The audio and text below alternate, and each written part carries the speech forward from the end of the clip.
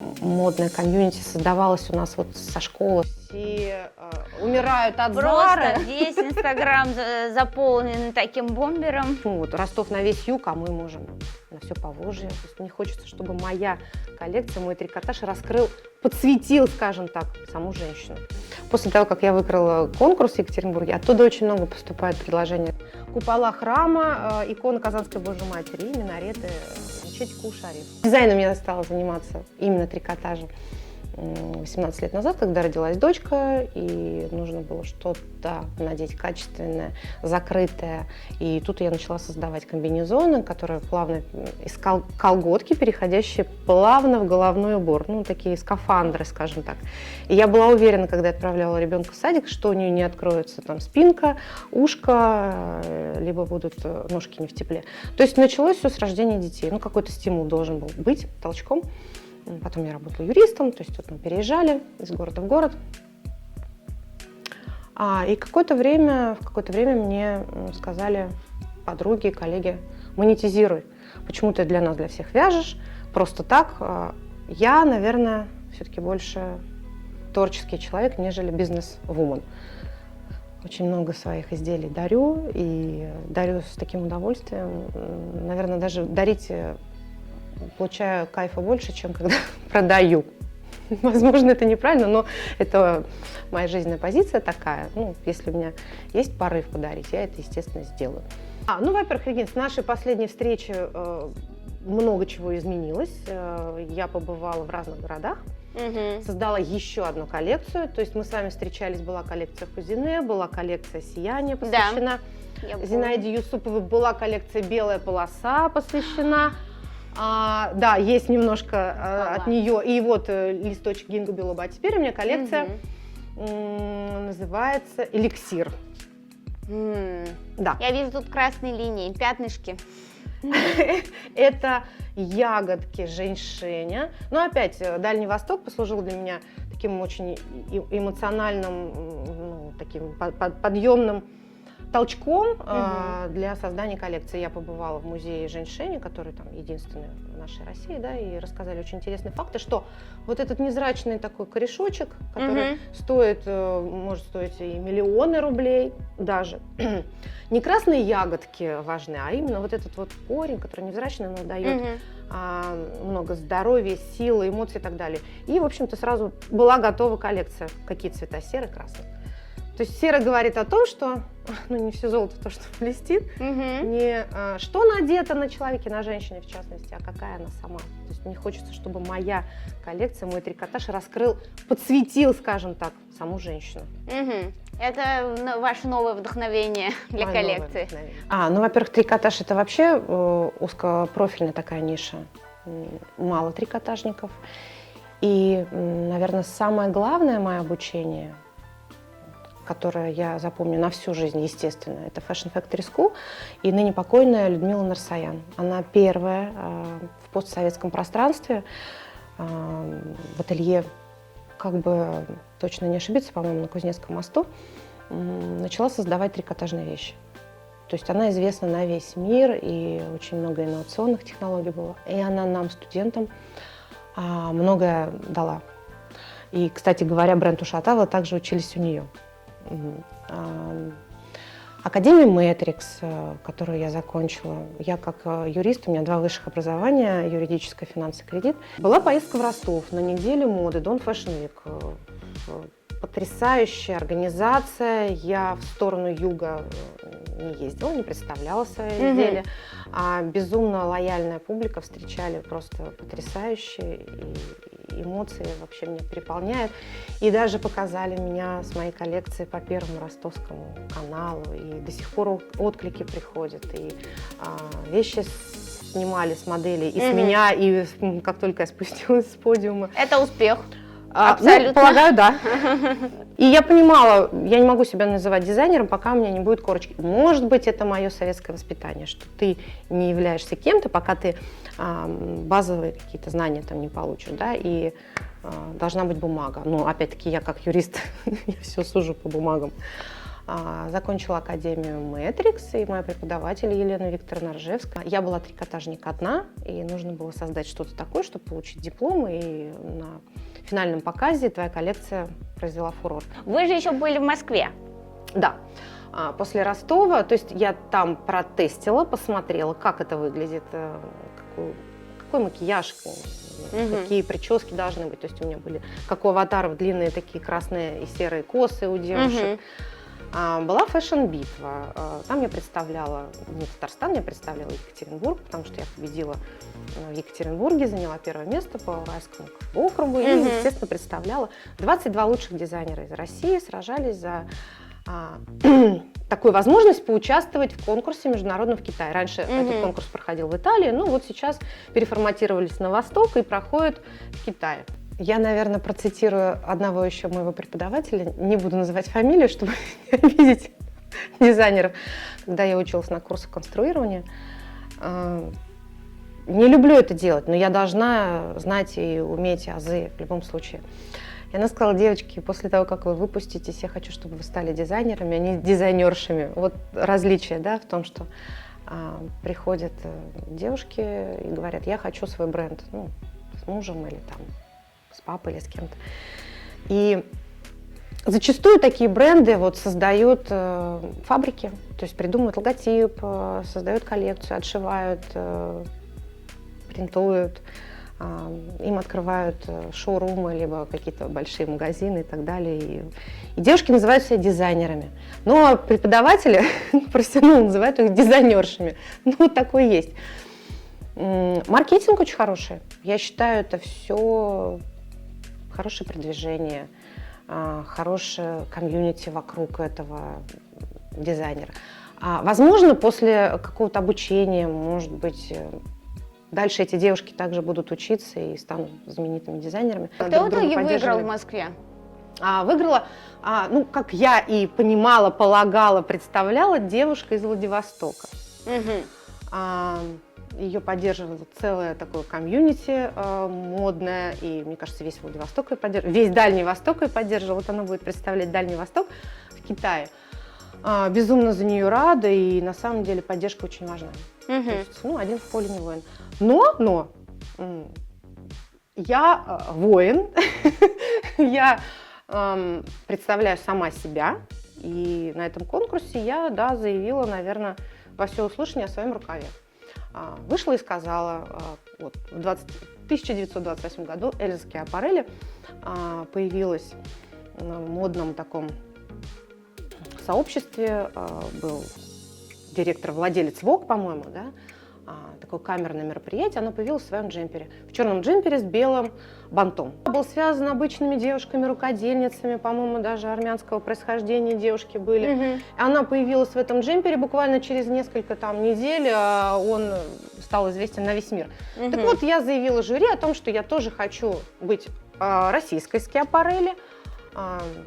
Почему бы нет, да, нужно мечтать о большом. Да. И вот этот мой рукав, правда, еще не запатентованный, но сказали, а вдруг вас скопируют? Ну, скопируют, я придумаю что-то новое, создам. Я знаю, что такое сообщество есть в Ростове. Вот сейчас, да, на Dawn Fashion Week я была, и я видела, как они работают совместно. У них нет конкуренции, они все разные профессии, да, но все в одной, с одной общей целью. Они хотят сделать Ростов модной столицей Юга России. То есть у них такая цель, Виктория Луговская, да. И я понимаю, я смотрю, то есть были приглашены гости с Сочи, с Краснодара, с Крыма, разные люди, совершенно по-другому одеты. И для меня, как для дизайнера, это было очень важно посмотреть и прочувствовать ритм жизни немножко другой. То есть у них попитаться южной кровью, да, потому что я сама южанка, я сама с Волгограда, то есть мне это было близко. Я разговаривала, я смотрела, как они горят.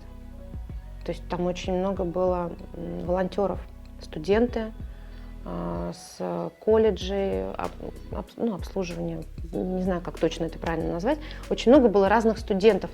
Они...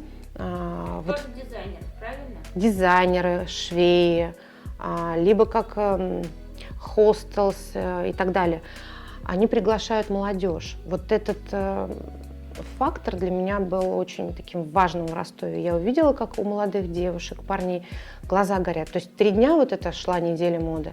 И они абсолютно бесплатно, как волонтеры, они же смотрят, они видят прекрасное, они смотрят, как общаются люди между собой, как они одеты, как они ведут себя. То есть для молодого поколения, для молодых ребят их там бесплатно кормили, там, угощали там пиццей, что-то, спонсоров очень много было. И, конечно, здесь мне бы хотелось тоже, у нас в Татарстане прекрасное проводят мероприятия спортивные, вот у меня сын тоже там являлся волонтером на фиджитал игры, по-моему, да, называется. Безумно развито, супер круто у нас волонтерство в спорте. Хотелось бы, чтобы немножко обратили внимание на детей, на подростков, на девушек, на ребят, и чтобы вот это модное комьюнити создавалось у нас вот со школы, с техникумов, с колледжей, с институтов. Они же потихоньку вырастут и создадут такое, ну почему вот Ростов на весь юг, а мы можем на все Поволжье греметь, правильно? Не Нижний там Новгород или там у нас является модным городом или модным местом. Я даже не знаю, кто у нас в Поволжье. Ну, так. Но те вот, допустим, Ростов говорит, мы являемся по Южному федеральному округу самыми крутыми. Они это говорят и заявляют. Говорят, они делают.